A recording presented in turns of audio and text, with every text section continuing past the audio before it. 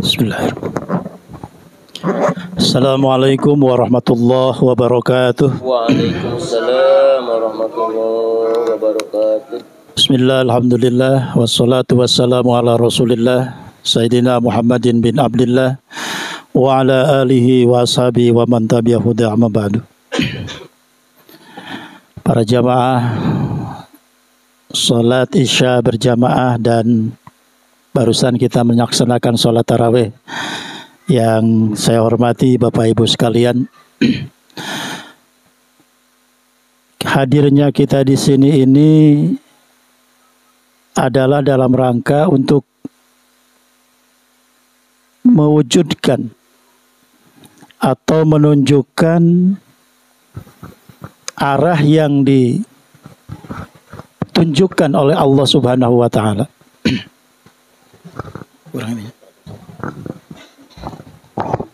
Yang saya maksud, kita diperintahkan berpuasa. Ayatnya ada pada surat Al-Baqarah. Insyaallah Bapak Ibu sudah baca pada hari pertama ini ya. Ayatnya 183. Dan kita dipanggil secara khusus dengan sebutan ya ayyuhalladzina amanu. Wahai orang-orang yang beriman. Apa itu beriman? Percaya kepada Allah, percaya kepada Rasulullah, percaya kepada malaikat Allah, percaya kepada qada qadar, percaya kepada hari kiamat. Yang 6 itu yang disebut dengan rukun iman. Ini merupakan pengejawantahan daripada sikap kita bersyahadat sebagai rukun Islam yang pertama. Asyhadu an la ilaha illallah wa asyhadu anna Muhammadar Rasulullah. Maka kita dipanggil sebagai orang yang beriman, percaya. Walaupun kebanyakan yang kita percayai itu adalah sesuatu yang gaib, sesuatu yang tidak nyata, tidak terlihat. Akhirat tidak terlihat, malaikat tidak terlihat, ya. Allah tidak terlihat. Walaupun tidak terlihat, kita percaya. Dan itu suatu kebahagiaan luar biasa. Kita disebut sebagai orang yang beriman. Bulan Ramadan Syahrul Mubarak, bahkan disebut sebagai kekasih.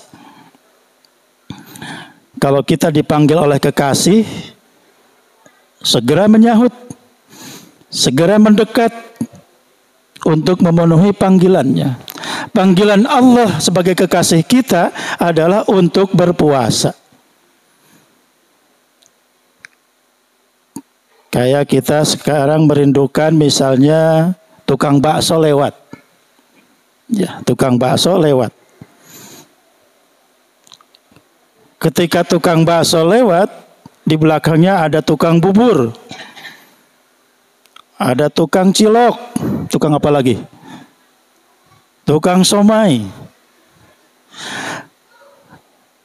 Yang kita panggil tukang bakso. Hei tukang bakso, sini. Tentu tukang bubur tidak akan nyaut. Tukang cilok tidak akan nyaut.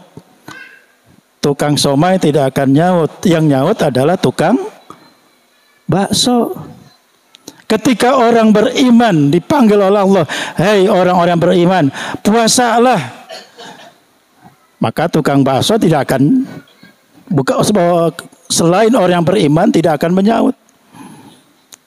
Nah, ketika tukang bakso sudah dipanggil tidak mau datang, padahal mau kita beli, ini kenapa nih tukang bakso kok dipanggil-panggil nggak datang? Demikian pula ketika orang yang beriman dipanggil oleh Allah untuk berpuasa, kemudian tidak puasa, sama dengan tukang bakso yang kata yang di depan ini budek katanya. Jangan sampai kita budek terhadap panggilan Allah Subhanahu wa ta'ala. Di ujung ayat 183 itu Allah menyebutkan la'allakum tattaqun, agar kita bertakwa. Kalau kita sudah disebut Allah bertakwa, aman deh segala urusan.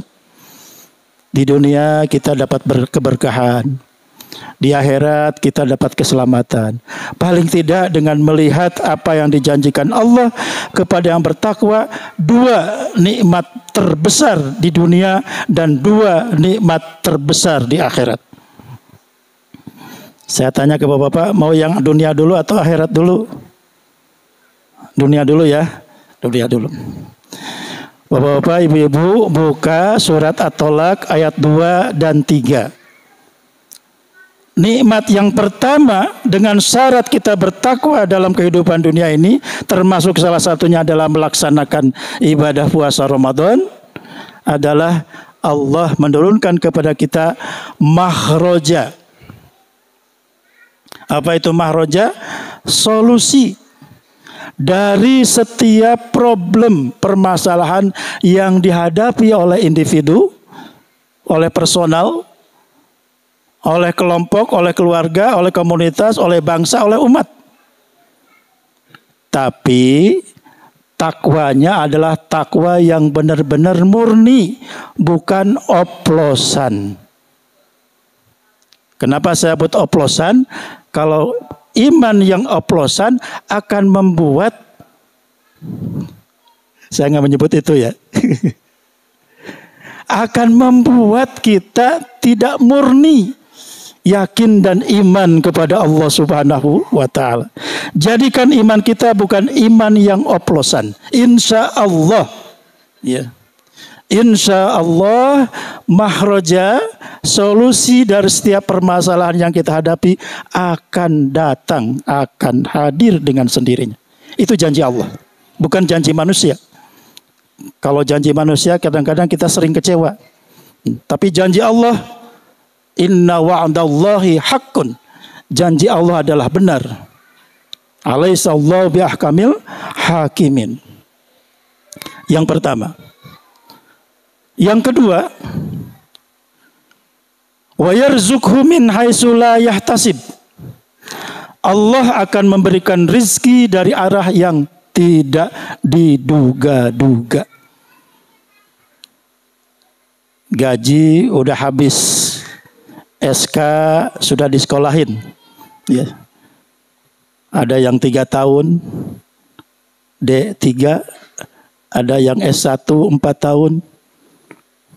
Bikin rumah, SK disekolahin. Ngambil kendaraan, SK 6 tahun. Ngambil kendaraan sebagainya. Sementara kebutuhan hidup makin tinggi.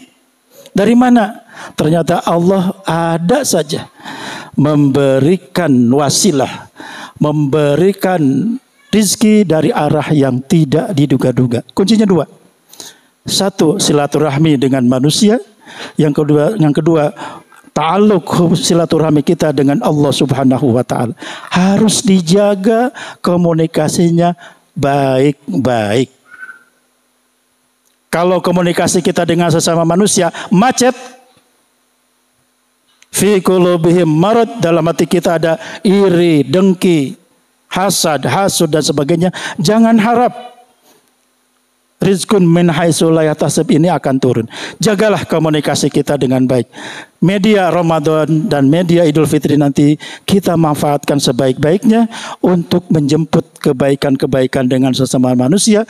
Juga ihya layali Ramadan, menghidup-hidupkan malam-malam Ramadan, kita dekatkan diri kita dengan Allah Subhanahu wa Ta'ala. Bapak Ibu silakan baca surat At-Tolak. Ini pada juz 27 atau 28 ya. Nanti ketemu. Ada sudah sampai 27. Baru juga 1 hari. Ya, paling sampai juz 2 nih paling banyak ya. Ya. Terakhir, di dunia ini kita akan 2 nikmat terbesar dengan syarat takwa kepada Allah. Surat Al-Ali Imran ayat 13. Ayat 133, 133. Nanti dibuka lagi juz 3 ya. Bunyinya apa? Wasari'u ila magfiratin mir rabbikum wa jannah arduhas samawati wal ard uiddat lil muttaqin. Kalau kita bertakwa, kata khotib Jumat, takwa itu apa? Melaksanakan perintah Allah, meninggalkan larangan Allah. Kalau seperti itu kelakuan kita di dunia ini, di akhirat nanti kita akan mendapatkan yang pertama magfirah, ampunan Allah Subhanahu wa taala. Saya yakin kita semua ini punya dosa. Punya dosa. Paling tidak dosa kecil. Al-insan ma'lul khata' wan nisyan. Manusia itu tempat salahnya dan lupa. Ya. Maka salah satu harapan kita nanti, kita mendapatkan ampunan dari Allah. Dengan cara apa? Dengan cara kita sholat, tafakur, baca Quran, zikir, taubat. Itu kita laksanakan, insya Allah kita akan menjemput ampunan Allah. Tentu juga kita di sana mengharapkan syafaatul udma dari baginda Nabi besar Muhammad sallallahu alaihi wasallam. Syafaat ini didapatkan dengan cara sering-seringnya kita membaca sholawat. Jadi baca Quran dan sholawat itu bagian identitas kita sehari-hari. Ya. Yang terakhir, apa yang nikmat terbesar?